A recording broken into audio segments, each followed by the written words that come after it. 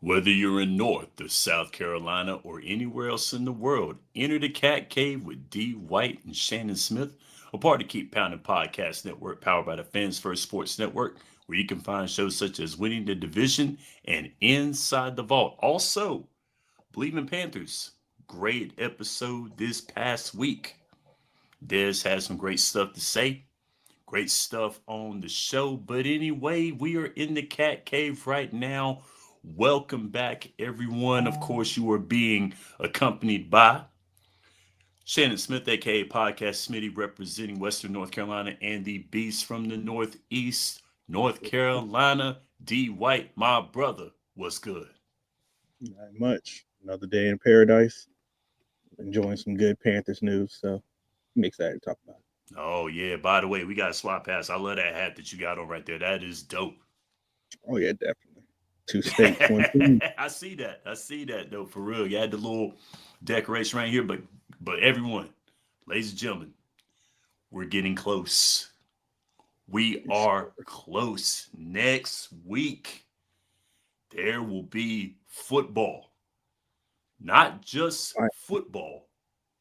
Panthers football. We'll be coming back. Y'all, I'm excited. I'm ready. You know, this is one of the best times of the year. You know, getting to watch football, of course. You know, it's the teaser because, you know, it's preseason. But preseason, you know what it is. These guys are vying for spots on the team. You get to see teasers from some starters. You got a few series that the starters will be playing. Then you've got the guys on there, the second and third string going at it. And then you've got the guys looking for that opportunity to play professional football. I'm excited. D, how you feeling, man? Same. Super excited. Finally, it feels like it's been an extended off season, and we're finally getting some Panthers news, some Panthers clips, some rookie clips, some veteran clips. I'm excited. Oh, yeah. Now, you know, talking about that, you know, of course, this week, training camp's been going on. We got padded practices going on. Had some scares around the league. We've had some players that were carted off, some players that sat out, some players that got a little dinged up. But, you know, it's training camp, full contact. We're going in. So this is what we've got going on. But more than anything, we're going to talk about a little bit of training camp here. I've got some thoughts. I know D has got some thoughts because, you know, he's looking a lot into training camp. But we'll go ahead and I'll turn it over to D. You go ahead and get us started right here, man. Man, I search near and far for any good, relevant Panthers news, and all of it is just training camp based, training camp focused. We got our rookies are lighting it up. We got Hunter Renfrow lighting it up. We got, you know, David Moore. He was getting a couple highlight plays. Bryce Young's looking sharp. Andy Dalton's looking sharp. I mean, it's just dope to see the team is gelling. The team is improving, competing, and, you know, hopefully the defense will continue to show out. We've got a couple hidden gems over there that looks like cornerbacks, safeties. It's exciting. All right, now we'll get into those hidden gems because I'm excited to hear that. I want to hear what you have to say. But when you brought up and you were talking just now, the main focus that I'm looking at on this squad is that wide receiver room. I'm telling you what, you know, we've been hearing from our rookies, of course, Ted Horn Jr. We've been hearing about them. But one of the main receivers that we've been hearing a lot about is Hunter Renfrow. Mm-hmm. And Dave Canales had a little conversation with Dabo Swinney this past week. And Dabo is saying that he is excited for Hunter Renfrow. He thought he was going to never play the game of football again, but he's lightened up in training camp, practices that he's had. It's just they're saying it looks like he's not had a year off from football. Now I know it's practice, it's training camp. They're going live, but not too live because you don't want to Mhm. ding anybody up before the season. But this Hunter Renfro talk, how you feeling about him, man? I was excited when we signed him. Uh, for him to, he said it in his training camp uh, interview that he could have signed somewhere last year, but didn't. He wanted to come here. It was between us, and he said he would have listened to the Raiders as well, but he wanted to play here. I'm excited to hear any NFL caliber player wanting to play with the Panthers because last year we got good surprises from our wide receivers. Leggett struggled a little bit, but he's a rookie. Coker, he impressed a bit being an undrafted pick. Um, Adam Thielen was Adam Thielen, but to have another guy that he's quality, like he's a known commodity, not just as a receiver but as a return man. So to have him come, not really show too many signs of rust, he kind of routed up Merrick a little bit in one of the clips, but I'm not even mad at it. Like, dude's a beast. It's almost perfect because with Thielen getting older and this possibly being his last year, now we got somebody that could possibly take his spot for next year. I mean, you already had Coker, so now you got Renfro, who's just amazing, and he's shown that that disease, that moment in his life that he was unsure that he might not come back. To see him overcome it, come here, compete, not just compete, but dominate. I mean, it's amazing. I love it. I hope he makes the 7 man wide receiver squad. I think it's 6, but we'll see. I mean, I tell you, this is a big story, I think, for the NFL because Hunter Renfro taking that year off, and of course, when you have that time off, it's like, how's he gonna look? Is he going to be worried? Because you know how it is. You've not had contact on a football field in a while. That first hit, they're like, oh, is he okay? Is he gonna be all right?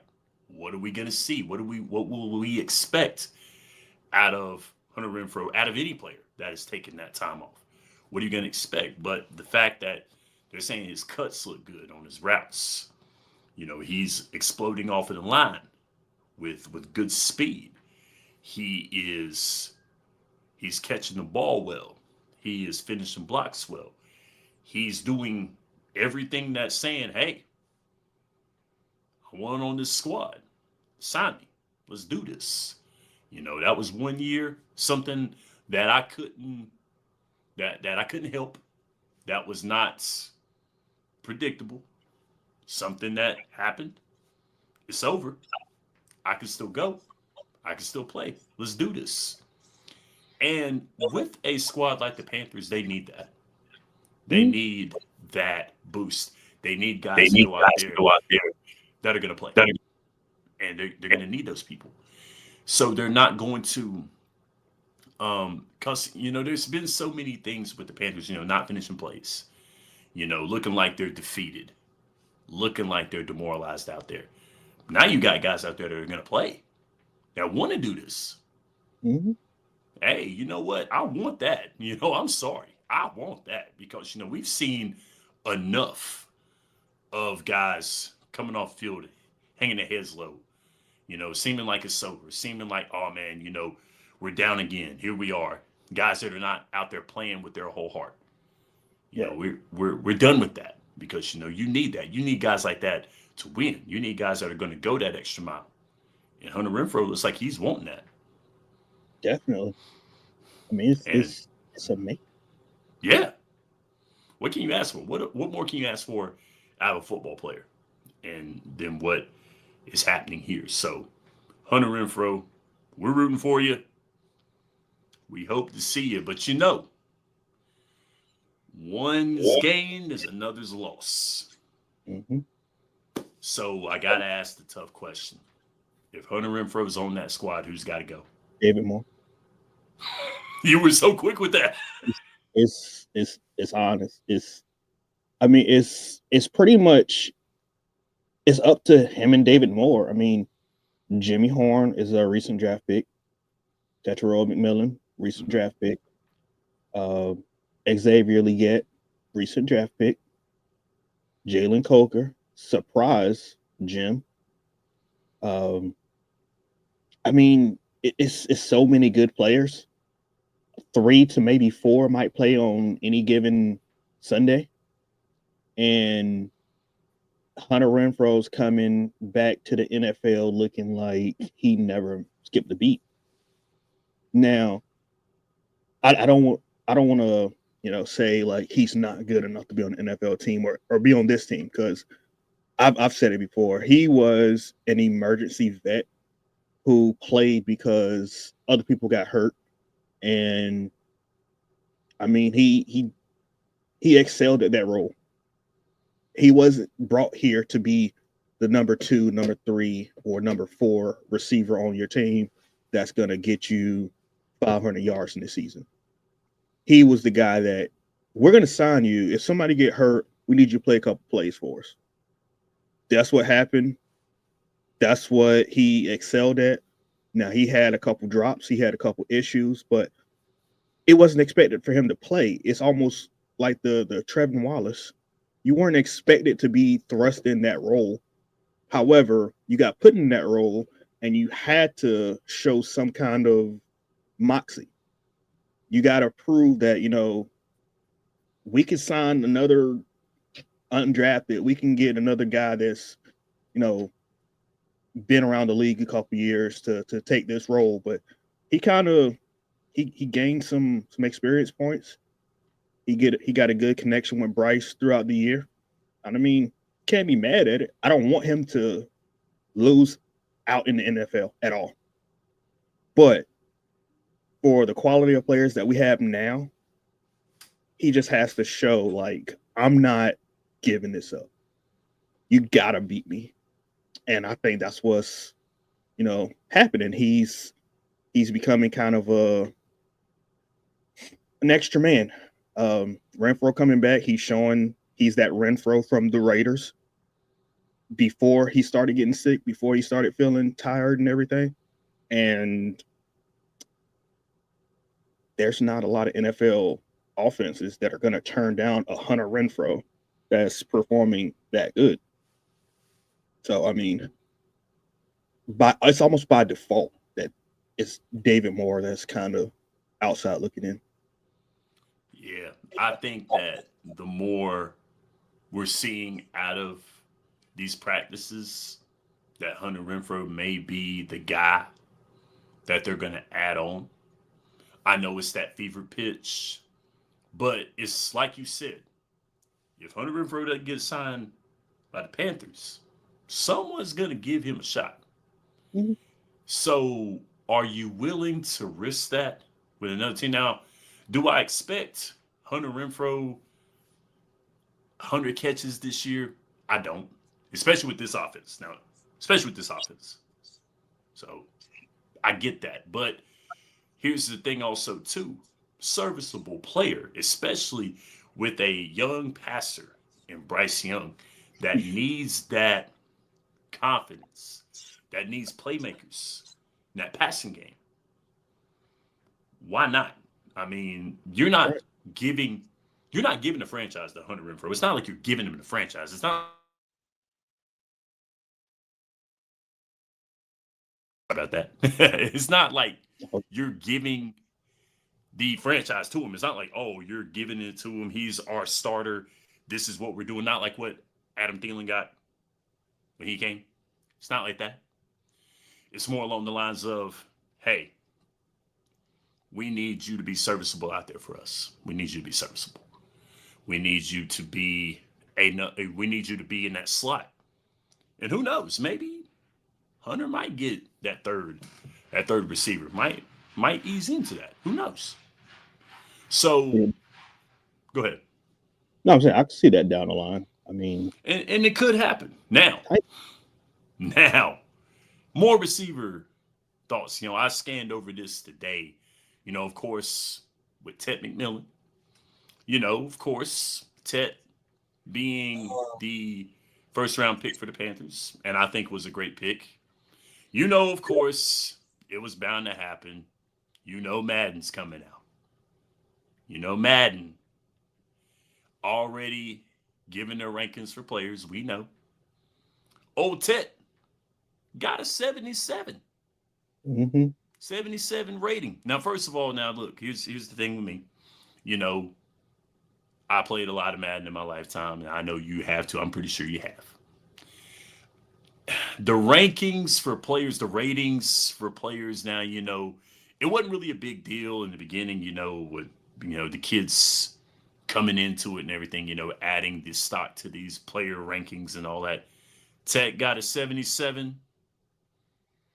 I like the ranking, but I'm pretty sure I know the answer to this before I ask you this, but do you really read into the Madden ratings at all? Not at all. It's so many different ways you can. If you were inclined to dive into these Madden rankings, I don't think the Panthers have ever had anybody drafted like number one overall that Madden's like super favorable on. I mean, maybe Cam Newton, but Yeah, of course. for the most part, like all of our players, like Jalen Walker was a 79, I believe. Mm-hmm. We get arguably the best receiver in the class at a 77. It's not bad. Honestly, a little part of me thinks maybe just because he was drafted by the Panthers, they might have took a point or two. But hey, it's not a bad ranking of 77 as a rookie that hasn't done anything on the National Football League field yet. Mm-hmm. So I mean, I think Cam Jackson got a 69 or 62, one of those. So I mean, I think Princely got a 70, 72. Mm-hmm. I would say so. Yep. So I mean, you keep pounding. I'm excited to return. Well, We all, what's up, cuz? we all. Um, it's nothing to read into Madden rankings. It's cool to talk about, to waste time on, but Right. let me take it serious. Kind of like what we're doing now. Let's spend a minute or two talking about Madden. I mean, it is what it is. Yeah, but it's cool. I mean, it's fun. Something for the kids. Something for the gamers out there. It is what it is.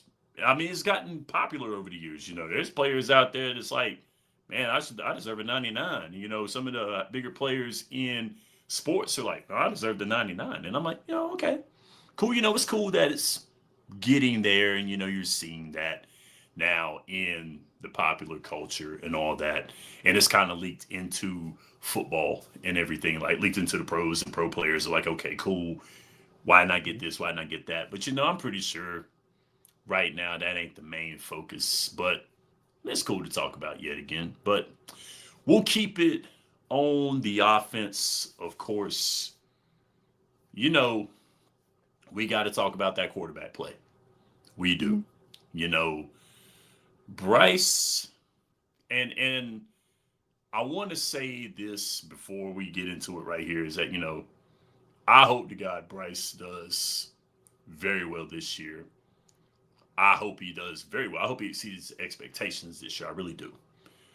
He has more potential now than he did in the past 2 years because the building is in process and he's under construction himself.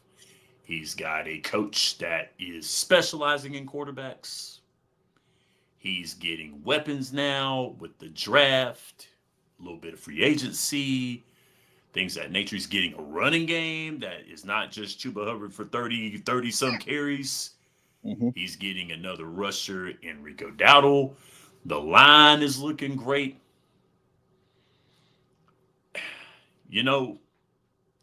Bryce is not, and we've already concluded, Bryce is not going to be throwing the ball 40 sometimes a game.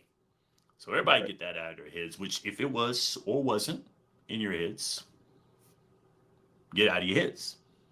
It's not going to be that way. Bryce is going to utilize that play action, utilize his feet, be able to throw the ball standing with confidence. Mm-hmm. I like that. And I hope that that continues. But, D, what do you think is going to be Bryce's biggest obstacle this year? I think his biggest obstacle is just staying the course. Like your first 2 years, Bryce was expected to be the guy that elevates everybody. No matter how good or bad they played, it was put on Bryce. He the receiver makes a bad drop. Oh, he could have placed it better. Is it everybody was blaming everything solely on Bryce until weeks later they actually do the all 22 and you look, no, the ball was placed good. The receiver dropped it. I can't tell you how many times I looked at videos of DJ Chark or even last year, David Moore dropped a couple.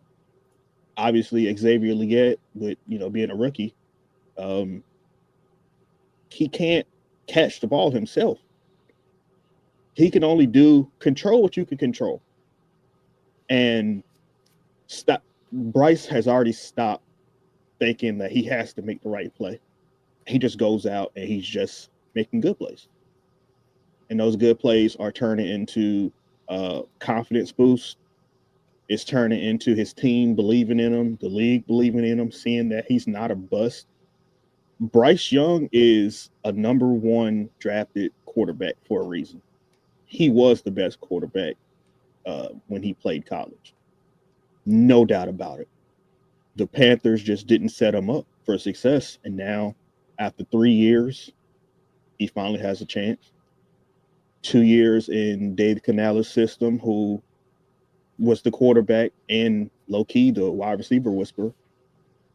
He has a team, he has an organization, and a fan base that actually believes in him. All Bryce has to do is just go out there and play. He has playmakers that can actually catch the ball. He has blockers that can block, whether he wants to run or throw. And he has a running back trio. You could say quadruplet when Jonathan Brooks comes back.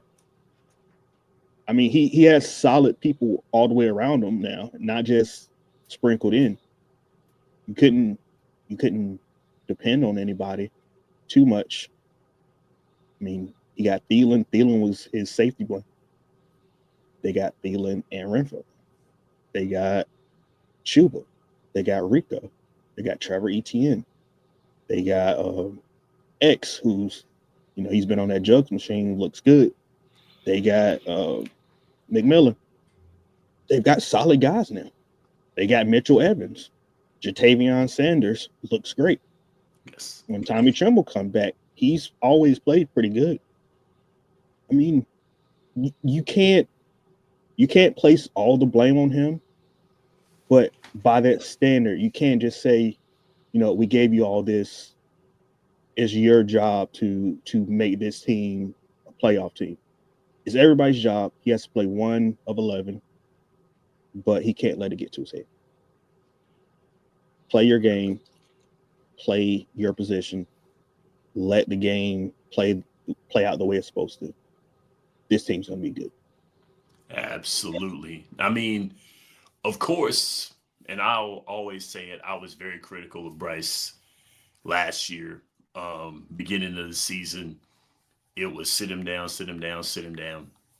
Then later on, it happened. And then he come back. He ended the season very well. And that's a momentum shift for the squad. Of course, with the building that's been going on with the draft and with the front office, what's been moved on there. And now we're into training camp now. An obstacle for Bryce with me is got to be everything mental because physically, I think Bryce will be fine. I think physically he can do it. He has the mechanics to do it. He wouldn't have got as far as he did if he didn't have the mechanics. It's got to be all mental. It's got to be one of those things. Now, I'm one of those people, I'm not a quarterback, an NFL player by any means. I'm not. But one thing that has to be vital and key for the quarterback position has got to be the execution mentally as well as it is physically. You know, going back in that huddle, doing things like commanding the huddle, doing things like making the right reads, making the right checkdowns. Those are things that Bryce will have to look at. And I think when Bryce has that in check, mentally recognizing everything, I think he'll be fine. I think, and of course, the other 10 guys around him have to be in sync with him. But it's the leadership aspect is what he has. And from what we've been hearing, Bryce has that. He's been showing that in training camp. A little trash talking, a little more confidence, a little more swagger. He's getting that nervousness out of him. This is year 3, baby. And usually the measuring stick for some quarterbacks is year 3. With a not so great rookie year, with the second year that had its highs and lows, but then it ended on a high note. On top of that, too, it ended on a high note. So it wasn't all bad. He gained momentum. Now it's all about, hey, look, you've got a new season, fairly new team, same philosophy. Let's go ahead and let's get it. That's what we gonna do. Yeah. Now, we talked offense. Now we got to shift it to the other side of the ball, the defense. Now, of course, with last week we talked about the letting go of Josie Jewell. The linebacker position worries me a little bit because do the Panthers have enough linebackers? Is what the question is, especially in the interior. So, do you think coming into the season that's going to be a problem for the Panthers?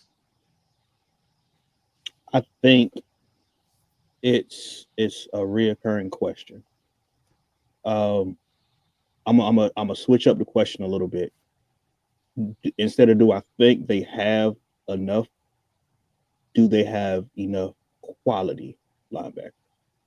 Because they showed last year they can go get a linebacker. That don't make them a good one. That don't make them a player that they need to have on the field. But the NFL is full of players that want to fulfill their dreams and be on the NFL field. The question is, do they have enough that can adequately play if need be or called upon? I'm not sure. I mean, Bam Martin Scott, Tuasivi Nomura, Claudin Cherilus, Roseboom, Wallace.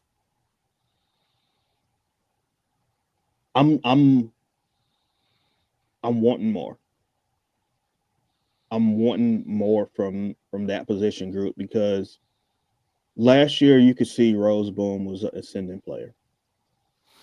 Last year you could see Trevor Wallace showed improvement when he was put in that role. He showed that, he made plays, he could make plays, but overall he wasn't in a good position because the defensive line wasn't that great.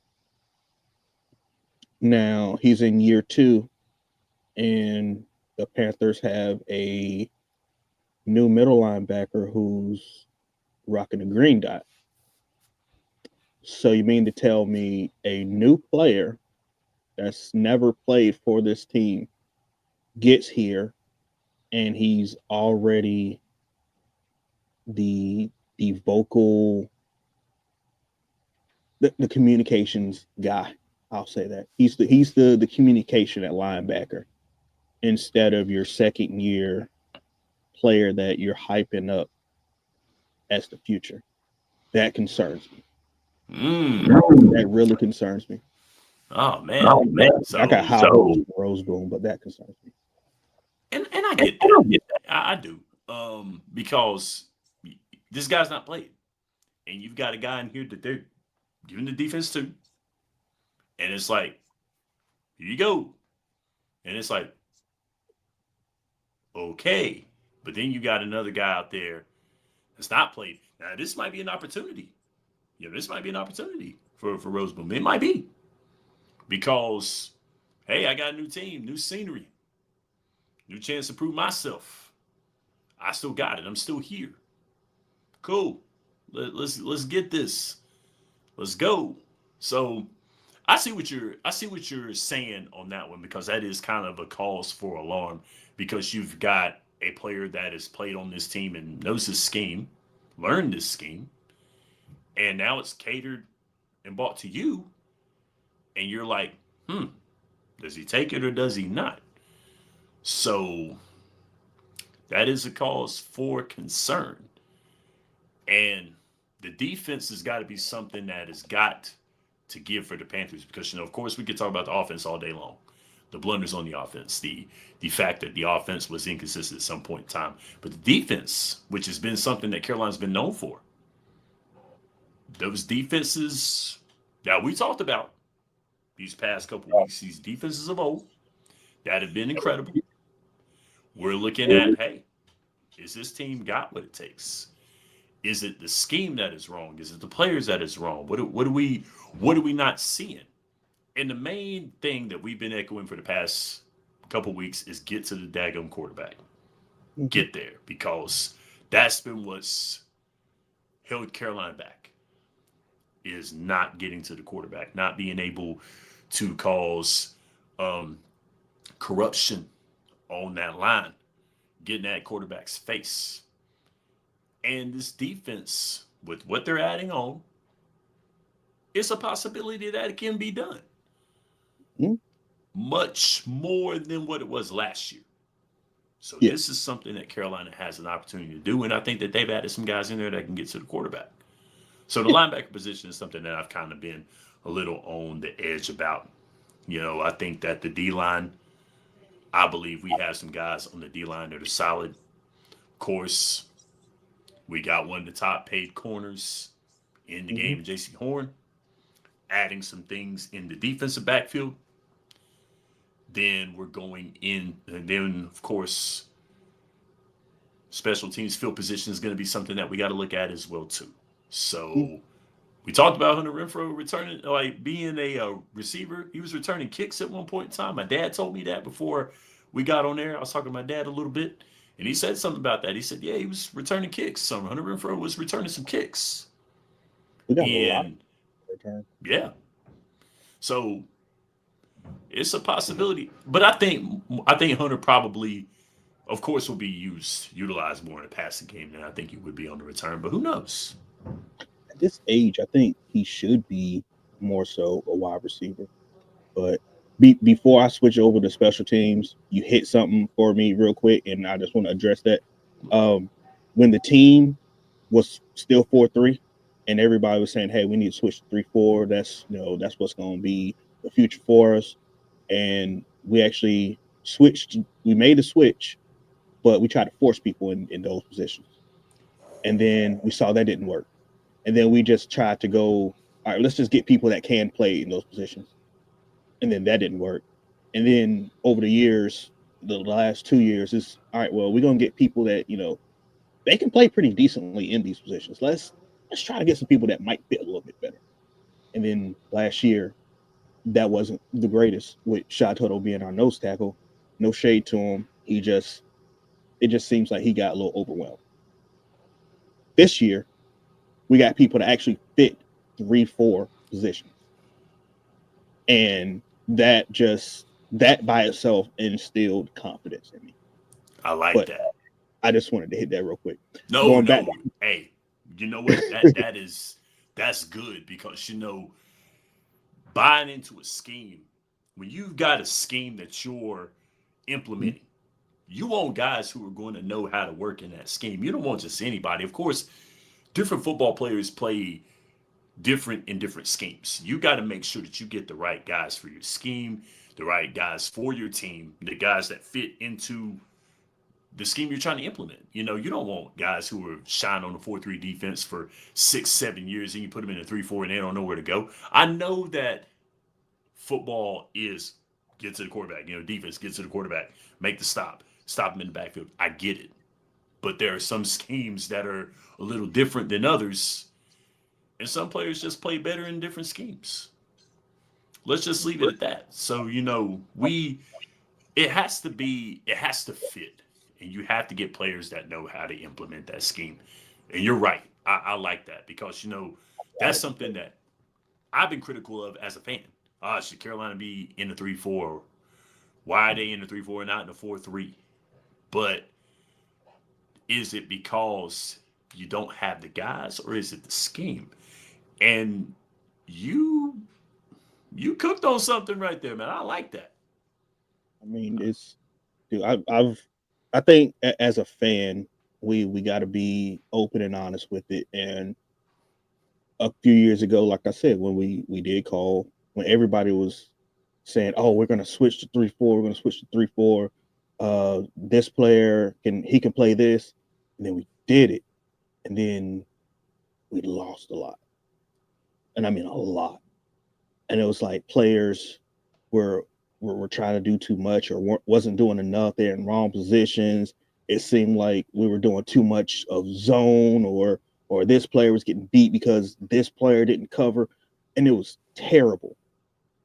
Like we had Xavier Woods being our Roman safety, and he's up at the line of scrimmage trying to tackle people, and then we get beat over the top.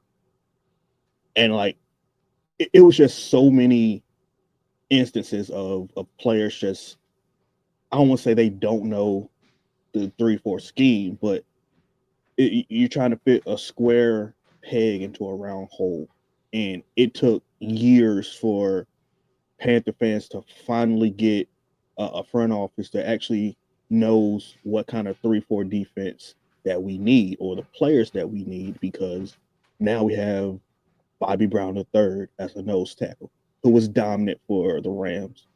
We have Turk Wharton, we have Derek Brown who are dominant as defensive linemen. We have Trevor Wallace who was a great run run defend run defender. Couldn't say that for nothing when he was in Kentucky. We have Rose Boom who has shown that he can cover and he can, be a run defender. If anything, like I love him more as a run defender.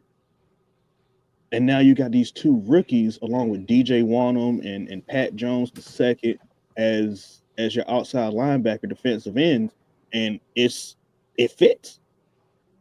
It's crazy. The players, the Panthers have players that fit. I see Willie Smith says they're a strong safety that can move into linebacker a la Thomas Davis or Shaq Thompson. Maybe Merrick.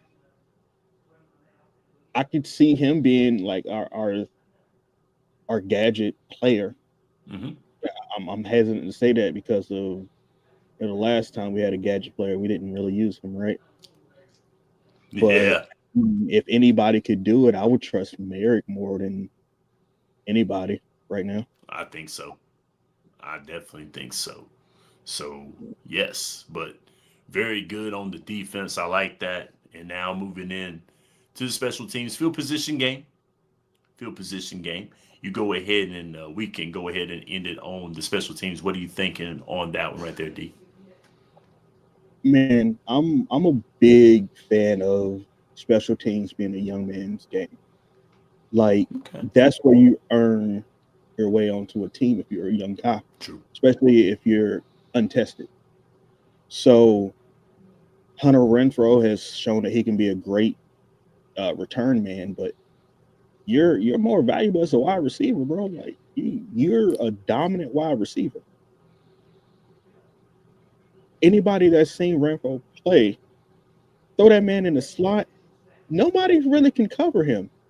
He's our older but still valuable Lad McConkey. Hey. And who's going to turn down Lad McConkey? Who's going to turn down Hunter Renfro? True. So I would love for our special teams. You got Jimmy Horn Jr. You got Trevor Etienne. Mm-hmm. They're both dominant players. Xavier can be a kick returner. Yep. You have wide receivers. You have so many players that can do that for you. I would love to let them do it. Let Hunter, being a little older, being a little more savvy, having great IQ as an NFL vet, let them do that. Jimmy Horn, nobody's going to catch him if you let him catch the ball in the backfield. Yep. ETN Open showed that field. when he was in Florida too. Yes. I mean, he's dangerous in the open field. Like he's shown that he's got breakaway speed and implement that speed all day long. But You haven't had in that. yeah, I mean, and that's one thing also too that Carolina's got to have. Speed. Got to be fast. They're a fast squad. Get into that foot race. I mean, for real, have some guys who can close out. Guys who can stretch the field. So that's been one of the things. Carolina's ability to stretch the field. They got to be able to stretch the field, especially offensively. So that is big. But anything to close out before we exit? Anything to close out. I wish the team can find some way to extend Taylor Moton because his interview today, when that man showed so much emotion, hit home. I don't think any fan would want to see Taylor Moton go. Now, they have to find common ground for his contract, obviously, but that man loves the Carolinas, and we need players like that. You know, That's all. I feel the same way because it's a big difference from last year. You've got guys who don't want to leave. Mm-hmm. Then you got players that want to play for the Panthers. Hey, let's go to Charlotte. Let's go play for the Panthers. This upstart squad with the young quarterback and some pieces that are being added through the draft. Mm-hmm. Let's go here. Let's go there. That's the part that I like. There are guys who want to come here. There are guys who want to play here. There are guys who were looking to play here and want to play here for a while, and guys who don't want to leave because they like what's being done or could be implemented in Carolina. So, Yeah. yeah, let's put a football team that is going to go out there and play and be successful and go out there and just flat out play. Have us a watchable football team is the main thing. Go from being a watchable football team to being a dominant football team. Let's start here. Don't set the bar super high, Yeah. but I think make in the sure. last year that was us. We were watchable. Let's be competitive.